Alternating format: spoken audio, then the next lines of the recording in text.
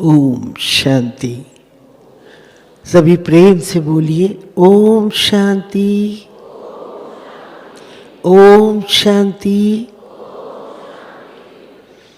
आज का विषय बहुत सुंदर भी है और लाभदायक भी है। हम सबकी ये शुभ इच्छा रहती है कि हमारे बोल इतने सुंदर हो, इतने श्रेष्ठ हो और इतने ही वरदानी हो, क्योंकि हम ब्राह्मण कुलभूषण आज की वेला में यही शुभ इच्छा अपने लिए रखते हैं ना, हैं? तो चलो, कैसे ये शुभ इच्छा पूरी हो, आज इस पर चर्चा करते हैं।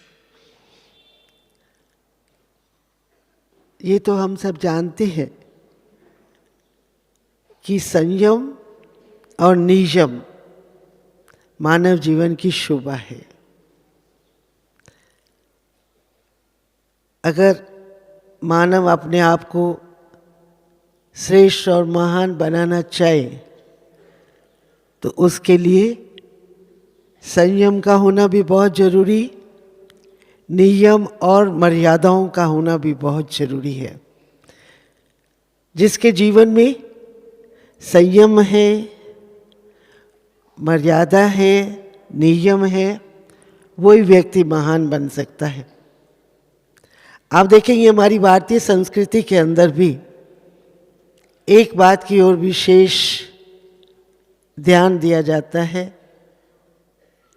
कि व्यक्ति विशेष का आचार, विचार और व्यवहार श्रेष्ठ होना चाहिए, क्योंकि व्यक्ति विशेष की पहचान उसके आचार, विचार और व्यवहार के ऊपर होती है।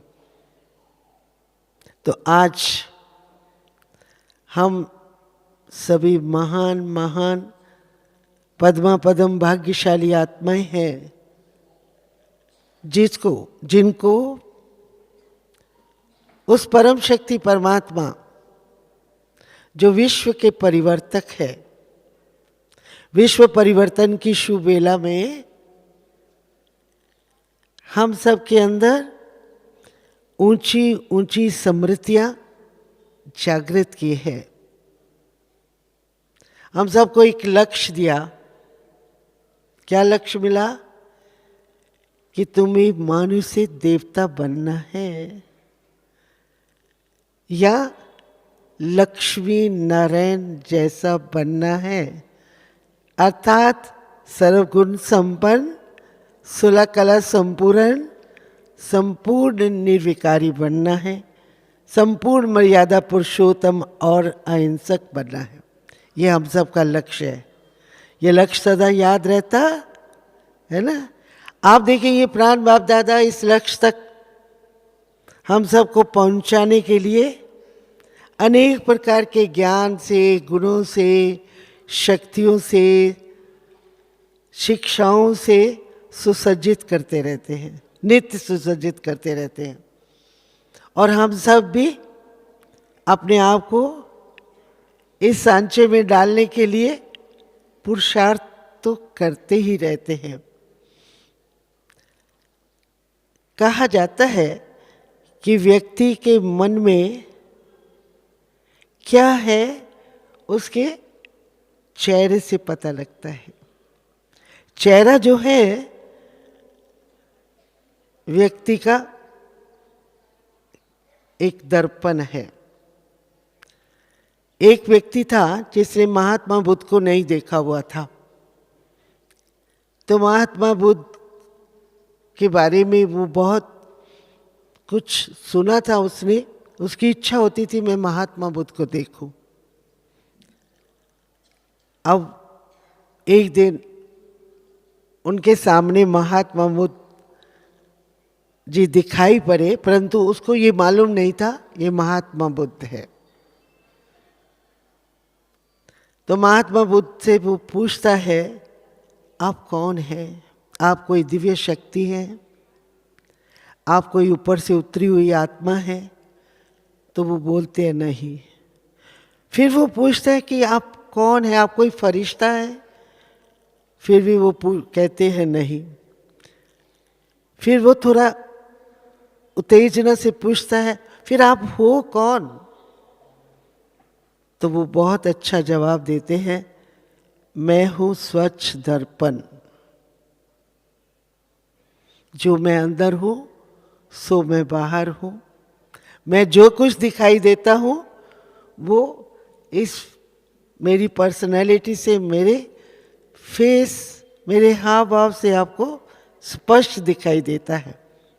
आप सब जानते हैं, प्राण बाप दादा भी हम बच्चों को ऐसा ही चाहते हैं। वर्तमान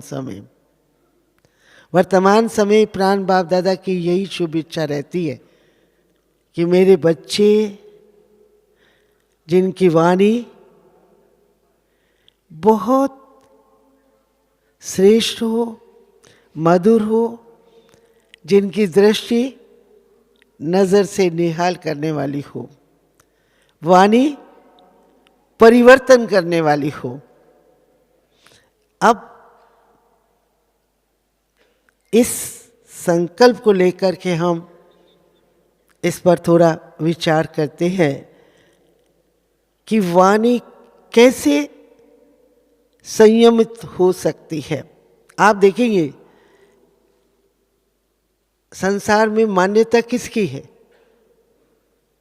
जिनकी वाणी संयमित होती है।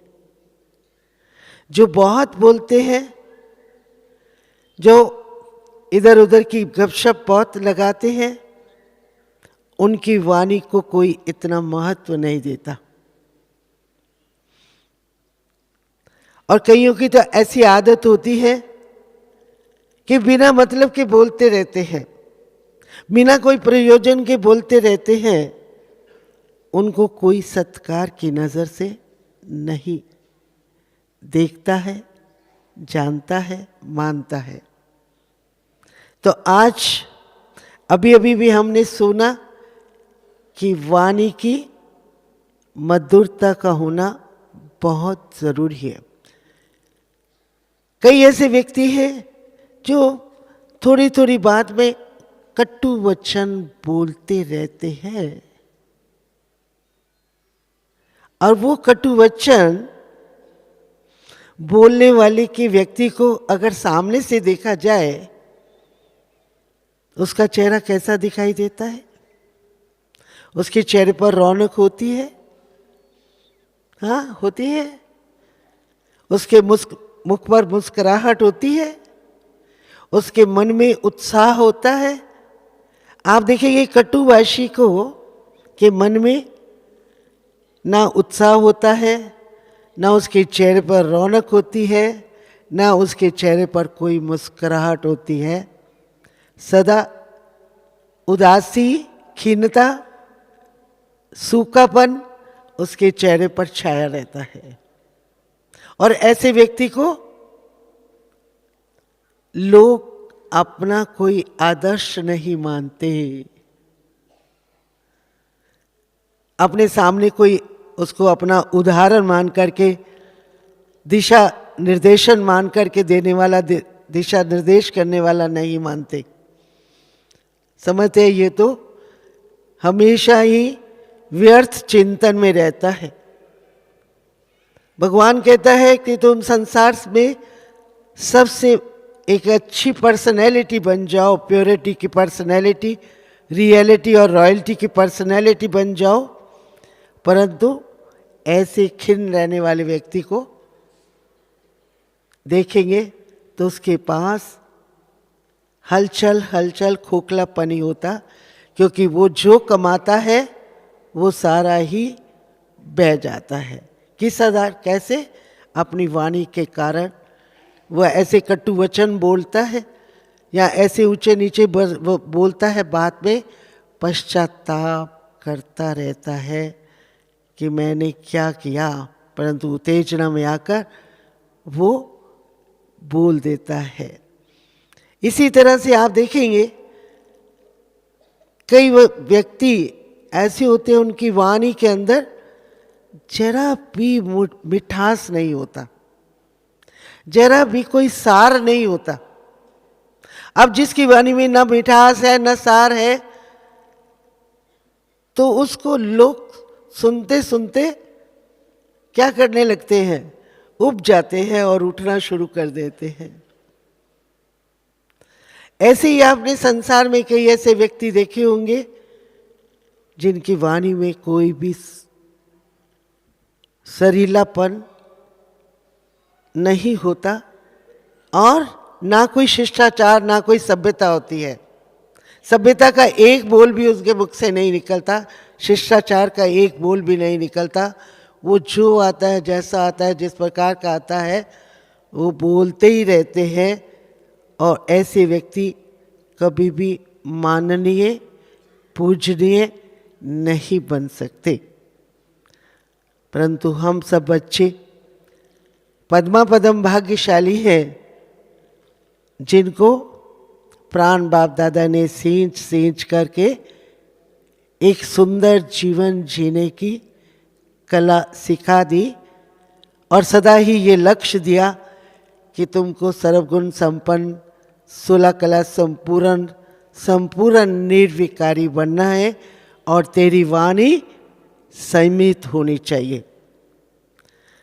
अब जैसे बाबा हम बच्चों को एक मूर्ति की तरह, और हमें ये बात भी स्मृतियों में दिलाते हैं कि तुम्हें एक चैतन्य मूर्ति बनना है ताकि तेरा भविष्य उज्जवल हो।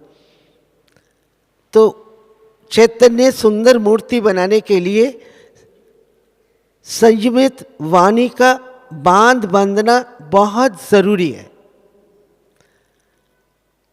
जिसकी वाणी में संयम नहीं है वो कभी भी ऊंच और महान नहीं बन सकता। तो बाबा हम एक ऐसी चैतन्य मूर्ति बनाना चाहते हैं जो एक बहुत सुंदर, सशक्त, समृद्ध और सत्व प्रधान हो,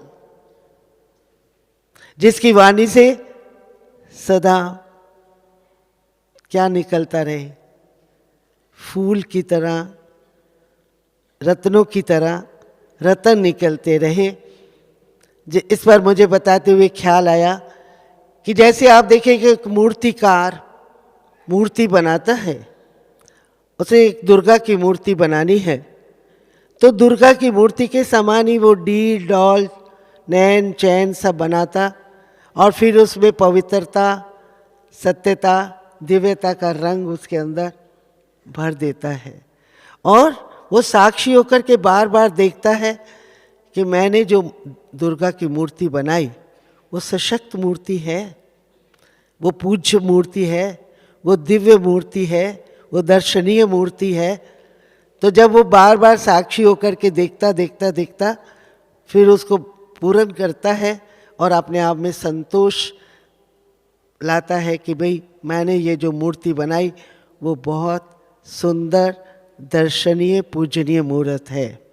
आज प्राण बाप दादा भी हम बच्चों को दर्शनीय मूर्त बनाना चाहते हैं। हम सबको एक लक्ष्य देते हैं कि बच्चे तुम ही इष्ट हो, तुम ही पूज्य हो, तुम ही देव हो, तुम ही चढ़ती कला हो, तुम ही विश्व के परिवर्तक। परसों भी वाणी के अंदर हम सब ने सुना, तुम ही विश्व के परिवर्तक हो। अब विश्व के जो परिवर्तक है या चढ़ती कला के जो एक ऐसे विशेष महान आत्माएं हैं, उनकी वाणी बहुत संयमित होनी चाहिए।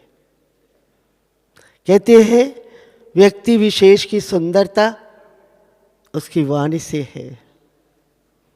इसलिए प्राण बाबा ने कहा कम बोलो, मीठा बोलो, धीरे बोलो, प्रेम से बोलो, युक्ति युक्त बोलो। मुझे याद आता है कि हमारी दीदी मनमोहिनी को आप में से बहुत कम भाई बहनों ने देखा होगा। वो हमेशा ही हम भाई बहनों को बोलना सिखाती थी। कि कैसे बोलो, और इतने तक बोल करके दिखाती थी। अव्यक्त बाप दादा कैसे बोलता है, कितने संयमित बोल बोलता है। और जरा भी उनके सामने कोई ऊंची आवाज से बोलता तो दीदी उस समय ध्यान खिंचवाती। बाबा कैसे बोलता है, जरा बोल के तो दिखाओ ना। इसी प्रकार मुझे एक बात याद आती है कि वाणी अगर संयमित हो, उचित समय पर, उचित परिस्थिति के अंदर, उचित स्थान पर, उचित व्यक्ति के अनुकूल बोली जाए तो वो वाणी उसके लिए वरदान बन जाती है। मुझे अपनी ही लाइफ की एक बात याद आती है कि जब हम अमृतसर में, बहुत पुरानी बात है, 1956 की बात है, बाप दादा से हमारा मिलन हुआ। और जब बाप दादा से मिलन हुआ तो पहली मुलाकात में ही मेरे को कहा गया कि तुम, पहले ग्रामोफोन होता था, तुम रिकॉर्ड लगाओ। तो उसमें तुम ही हो माता, तुम ही हो पिता का मैंने रिकॉर्ड लगाया। तो बाबा ने थोड़ा, जब उसके अंदर आया, मैं तेरे चरणों की धूल हूँ, तो बाबा ने कहा बच्ची बस बस बस। मैंने सोचा पता नहीं क्या हो गया। बाबा ने बड़े प्यार से मेरे को बुलाया और कहा बच्ची तुम चरणों की धूल नहीं हो, तुम मस्तक की मणि हो। अब आप देखिए, एक ही शब्द, तुम मस्तक, भगवान के मस्तक की मणि हो। और ये शब्द सुनते ही मेरे को एक वरदान मिल गया और मेरी स्थिति के अंदर बिल्कुल चेंज आ गया। जो मैं पहले भक्ति काल में अपने आप को ये समझती थी, मैं तो नीच हूँ, पापी हूँ, है, विषय विकार मिटाओ, पाप हरो देवा, श्रद्धा भक्ति बढ़ाओ, संतन की सेवा, रोज बोलते थे।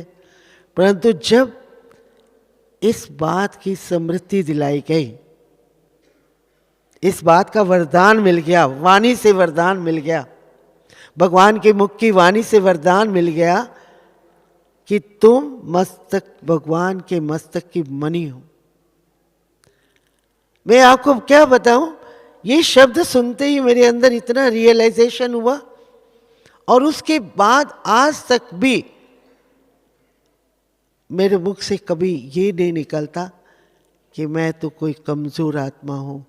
मुझे यही लगता है मैं तो भगवान के मस्तक की मणि, चमकता हुआ स्टार हूँ। अब मुझे चमकते हुए स्टार को अपनी वाणी के ऊपर बहुत संयम रखना है। क्यों?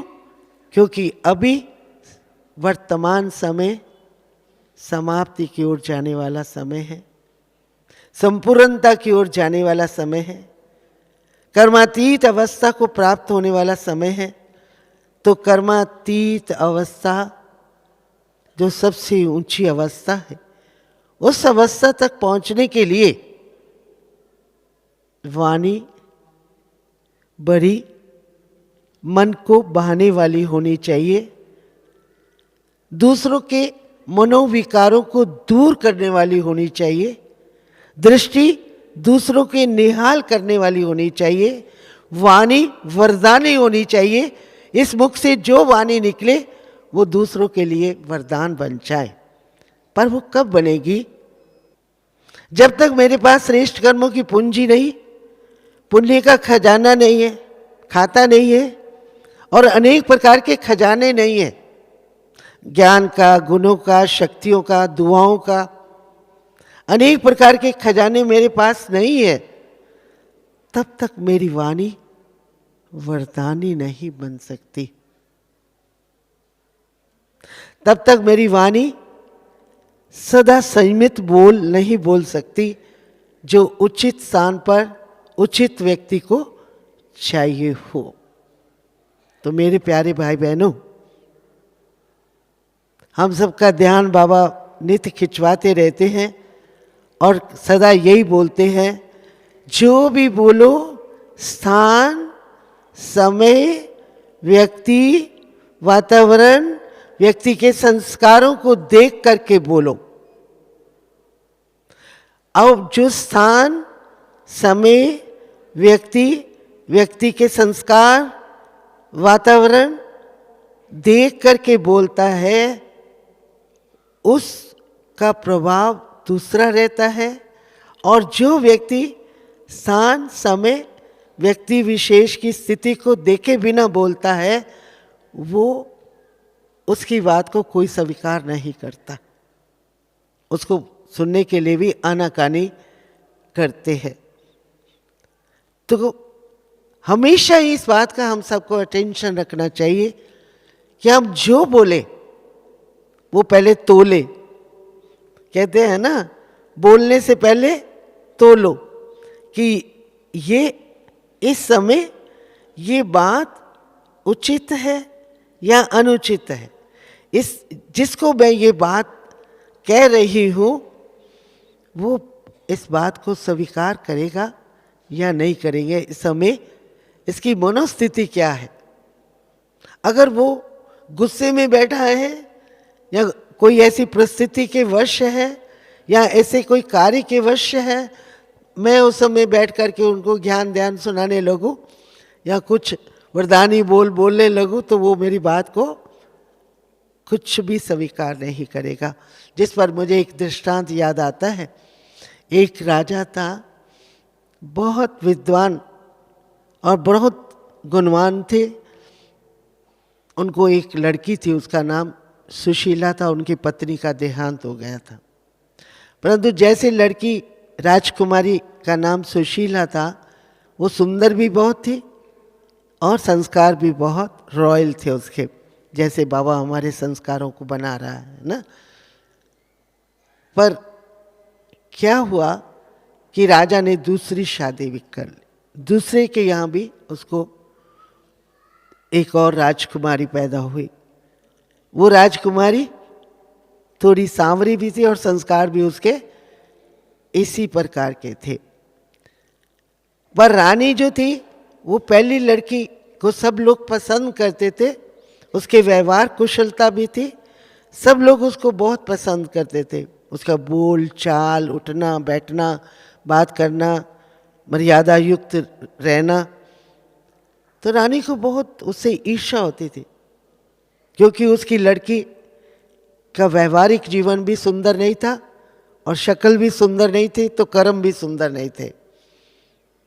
तो उसको लगता था कि ये जो सुशीला है वो किसी तरह से संसार से चली जाए तो ज़्यादा अच्छा है, ताकि मेरी लड़की की पूछ हो। तो एक दिन उसको बुला करके बोलती है, सुशीला तुम जाओ फलाने कुएं से पानी लेकर के आओ। अब राजकुमारी को कहा गया कि जाओ कुएं से पानी लेकर के आओ। वो गई और जाकर के क्या देखती है, कुआं है, बाल्टी पड़ी है, रस्सी भी पड़ी है। तो फिर थोड़ा सा दिमाग चलाती है, तो सोचती है ऐसे बांधूंगी रस्सी के साथ बाल्टी को ऐसे डालूंगी तो पानी निकल आएगा। तो जैसे वो प्रयास कर रही होती है बाल्टी को कुएं के अंदर डालने का, इतने में एक माता आती है, बुढ़िया माता। वो कहती है, बेटी पानी तो पिलाओ। उसने कहा, माता जी अभी थोड़ा ठहर जाओ, मैं आपको पानी जब निकलेगा तो ज़रूर पिलाती हूँ। फिर थोड़ी देर के बाद वो बुढ़िया बोलती है, बेटी पानी तो पिलाओ। तो कहती है, माता जी अब पानी निकल आया है, मैं आपको पानी पिलाती हूँ। और वो पिलाती है और वो उसको वरदान देती है कि बच्ची तू जब घर जाएगी, तू जब बोलेगी तेरे मुख से रत्न निकलेंगे, जब तू हंसेगी तेरे मुख से फूल गिरेंगे। अब उसकी सुंदरता में, उसके आकर्षण और ही 4 चांद लग गए उसकी सुंदरता में, और उसकी वैल्यू और बढ़ गई, है ना। तो जब वो घर जाती है तो माँ कहती है, बेटी पानी ले आई? हाँ ले आई। परंतु अब वो माता रानी अपनी उस सुशीला को गौर से देखती है तो उसको लगता है इसके अंदर तो आकर्षण शक्ति और भी बढ़ गई है। बात कर रही है तो ऐसा लग रहा है कि जैसे रतन गिर रहे हैं, और हंस रही है तो ऐसा लग रहा है जैसे फूल गिर रहे हैं। तो वो उससे पूछती है, ये आपको कहाँ से प्राप्त हुआ? तो कहा, आपने ही तो मुझे कुएं में भेजा था, मैं वहाँ पर पानी निकाल रही थी, एक बुढ़िया माता आई थी, उसने मेरे को ये 2 वरदान दिए हैं। कहा अच्छा। फिर वो अपनी बेटी के पास जाती है, उसको कहती है, जा बेटा तू भी जा कर के कुएं से पानी ले आ। तो जैसे वो राजकुमारी, दूसरी राजकुमारी जाती है तो मैंने बताया स्वभाव से भी थोड़ी ऐसे ही थी ना, और अभिमान भी था, मैं राजा की बेटी हूँ, है ना। तो जैसे ही वो उसकी तरह वो भी पानी बाल्टी कुएं के अंदर डालती है तो एक बुढ़िया आती है, कहती है, बेटी पानी तो पिला। ठहर जा, भी पिलाती हूँ पानी तुम्हारे को माता। तो बड़ी जोर से ऐसे बोलती है। फिर थोड़ी देर के बाद वो बुढ़िया माता बोलती है, बेटी पानी तो पिला। कहा, अभी पानी आपको शायद दिखाई नहीं पड़ रहा, पानी अभी निकला ही कहाँ है जो मैं आपको पिलाऊं। फिर जब पानी निकलता है, थोड़ा पानी उसको पिलाती है, वो बुढ़िया चली जाती है, वो अपने घर में जाती है। उसको 2 श्राप मिल जाते हैं। क्या मिले होंगे? जब तू बोलेगी तो पत्थर निकलेंगे, और जब तू हंसेगी तो नाक बलाएं निकलेगी। देखो, वाणी की बदौलत एक वाणी आसमान पे चढ़ाती है, एक वाणी तख्ते पर लटकाती है तो वही वाणी। एक वाणी ने आसमान पर चढ़ा दिया और एक वाणी तख्ते पर ले गई। आज दुनिया में हम अनेक मिसाल इसके सुनते हैं। तो वही घर में जब गई तो माँ ने देखा ये तो और एक करूपा बन के आई है। तो पूछा क्या हुआ? कहा, एक बुढ़ी आई थी, उसने मुझे ऐसा ऐसा कहा। तो माँ समझ गई कि संस्कार ही महान है। श्रेष्ठ संस्कारों से ही श्रेष्ठ संस्कृति बनती है, श्रेष्ठ संस्कारों से ही श्रेष्ठ विचार और वाणी बनती है।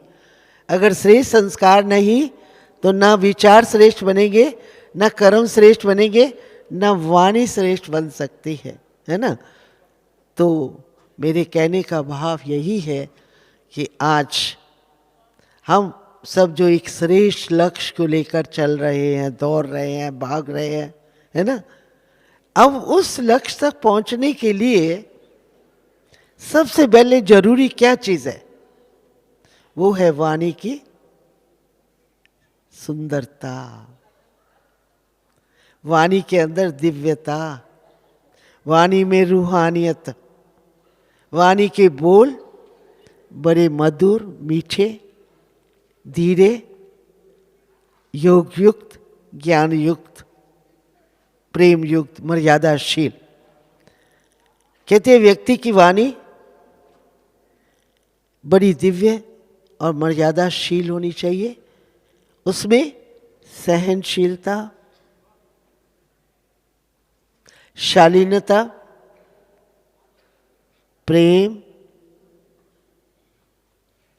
भाईचारा, सद्भाव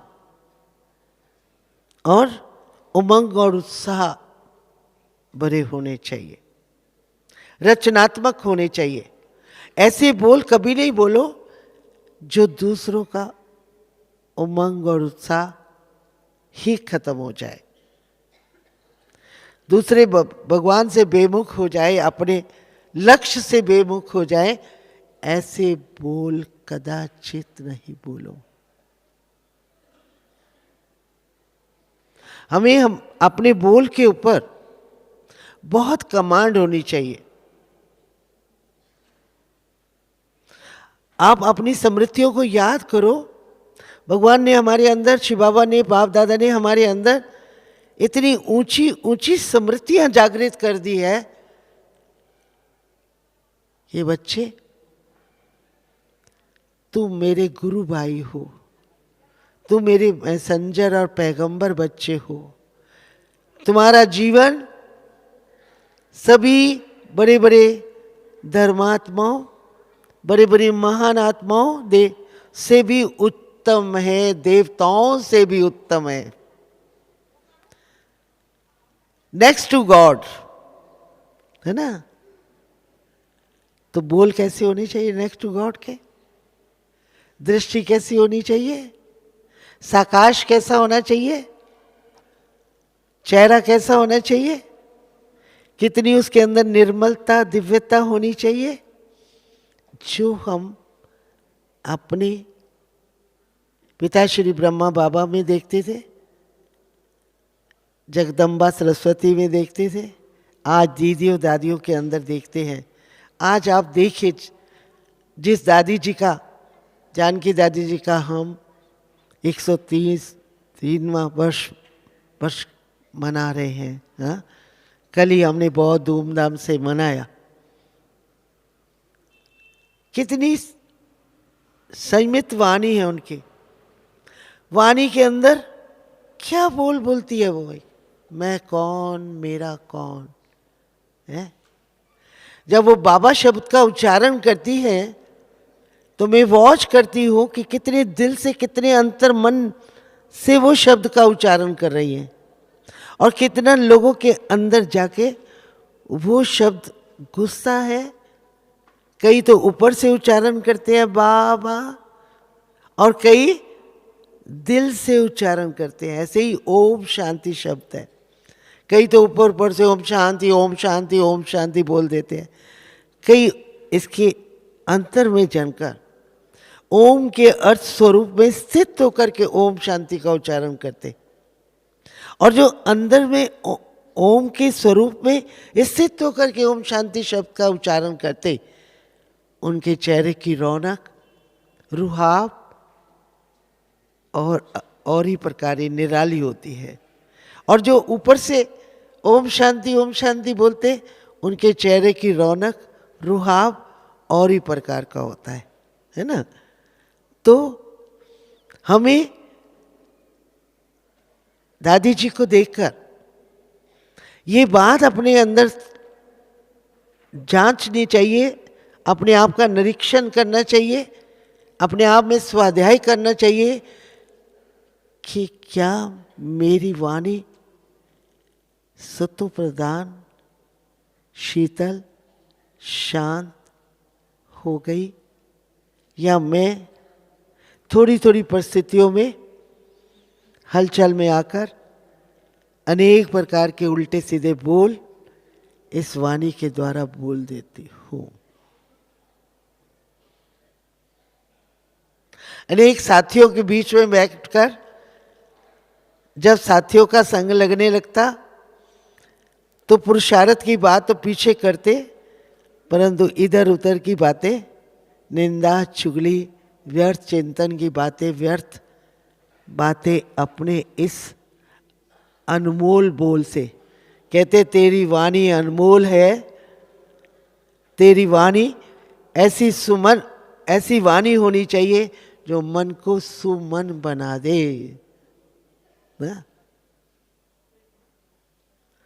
क्योंकि मन, अगर मेरी वाणी से किसी का मन सुमन और शांत नहीं होता, शीतल नहीं होता, तो समझो अभी मेरी वाणी में कुछ कमी है ना। मुझे कबीर दास जी की बात याद आती है, बचपन की पढ़ी हुई। आपको पता है कबीर दास जी राम राम कहते, जल देते थे और लोगों का रोग दूर हो जाता था। एक दिन वो घर में नहीं थे तो उनके पास कोई आया, सुना हुआ था एक माता आई अपने बच्चे को लेकर, तो कबीरदास जी की पत्नी ने कहा मेरे वो तो घर में नहीं है। तो कहा किस लिए आए? कहा कि मेरा बेटा बीमार है, मैंने सुना है वो राम राम बोलते हैं और जल देते हैं, बीमारी दूर हो जाती है। तो कहती है अच्छा मैं भी दे सकती हूँ जल। तो वो राम राम राम कह कर के जल दे देती है। वो माता जल लेके चली जाती है। जब कबीरदास जी आते हैं तो पूछते हैं कौन आया? कहा हाँ, एक माता अपने बेटे को लेके आई थी। कहा फिर आपने क्या किया? कहा मैंने भी राम राम राम कह करके जल दिया। कबीरदास जी कहते फेल, तुम्हारे को अपने राम के ऊपर इतना निश्चय नहीं है, तुम्हारे को अपने ऊपर भी इतना निश्चय नहीं है कि तुम एक बोल बोलो वो रोग दूर हो जाए। ऐसा बाबा आज हम बच्चों से चाहता है, परंतु हम बच्चे तंग गलियों में घूमते रहते हैं, अपने आप में, अपने आप को बनाने में, अपने आप को एक पूज्य मूर्त बनाने में, या अपने भविष्य का ध्यान, चित्र और चरित्र सामने ना होने के कारण अपनी स्थिति के ऊपर ध्यान नहीं है। तो इस 9 वर्ष के अंदर मैं तो यही कहूँगी, प्राण बाप दादा भी हम बच्चों को यही कहते हैं, कल के प्रोग्राम में भी आपने यही सुना और देखा कि अगर सचमुच देव पद पाना है, सचमुच उस सुंदर स्वर्णिम संसार में जाना है, तो अपने आप को, अपनी वाणी को क्या करना पड़ेगा? संयमी बनाना होगा, तभी हमारी वाणी वरदानी बन सकती है। अब वाणी वरदानी कैसे बने? उसके लिए अमृत वेला, शुद्ध पवन जो रोज गीत बजता है, अमृत वेला उठकर बाबा से सच्चे हृदय से योग लगाओ, और साथ साथ अपनी सारी दिनचर्या के ऊपर ध्यान, और उसमें भी चलते फिरते अपनी वाणी और दृष्टि के ऊपर ध्यान होना चाहिए। परंतु वो ध्यान तभी रहेगा जब अंतर मन में एक सुंदर सा चित्र लक्ष्मी नारायण का, वो दिव्य मूर्त अंतर मन में, और शिव बाबा, दोनों अंतर मन में 2 मूर्तियां विराजित होंगी, और उठते बैठते उसके अनुकूल साक्षी होकर के अपने आप को देखते और उसके अंदर दिव्य रंग भरते रहेंगे, और वाणी को एक कमांडर की तरह आप देखेंगे। कमांडर जो कमांड करने वाला है सेना के अंदर, वो भी बहुत उचित और जितने जरूरत के शब्द होते हैं वो ही बोलता है। ऐसे आप और हम सृष्टि के परिवर्तक हैं, राम राज्य लाने वाले हैं।